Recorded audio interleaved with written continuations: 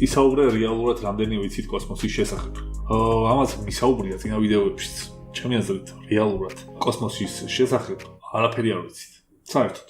და იცით რას გულისხმობ, რომ კოსმოსი იმდენად მასშტაბურია, იმდენად ჩორია ყველაფერი ერთმანეთისგან და იმდენად ციცარიელია, რომ მაგალითად 100,000 სინათლის წელი ითვლება ძალიან ახლოდ. და 100,000 წლის წინ იქიდან რომ ინფორმაცია წამოვიდა ჩვენამდე სინათლის სახით მოვიდა 100,000 წლის წინანდელი ინფორმაცია. მაგალითად, დედამიწიდანაც რომ გაუშვით ეს რაღაცა სინათლე და სადღაც რომ დაგვინახეს 100,000 წლის შემდეგ.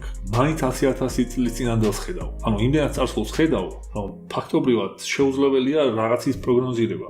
რაღაცა თად შეუძლებელი არ არის, მაგრამ მაინც პრინციპში ეგეთია, იმიტომ რომ ახლა მაგალითად დედამიწას რომ ხედავდეს ვიღაცა უცხობლანდელი თუ არსებობს, როცა დედამიწაზე დინოზავრები ბინადრობენ, ჯერ კიდევ ადამიანი არ არის ჩამოყალიბებული ასე როგორც ადამიანი და დინოზავრების დროინდელი წარსული რომ დაინახოს, ის უცხოპლანეტელი პირობითად ძალიან ახლოს უნდა იყოს.